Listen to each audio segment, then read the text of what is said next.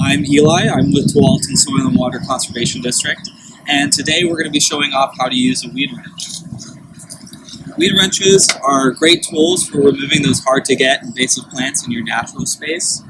And we use a weed wrench because it's important to remove all the roots of a plant when you're trying to get rid of them.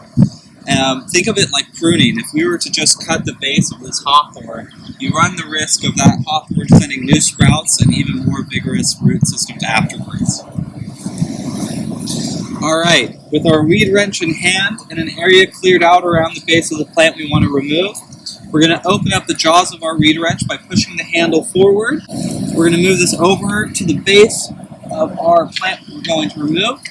And to close the jaws, we're just going to pull back on the handle, and that'll tighten the jaws around the tree.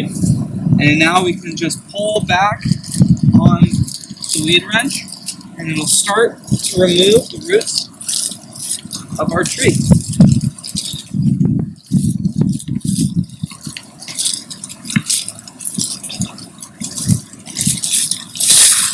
Right, not too bad. Once you have this motion down, you can make quick work of an infestation, and you can even invite a friend or a neighbor to help.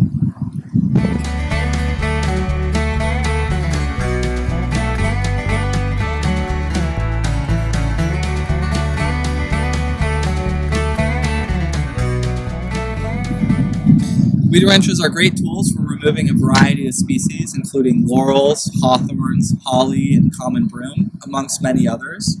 And if you live in Washington County, we loan our tools for free through our tool loan program. And if you'd like to learn more, you can visit our website, Tualatin, SWCD.org,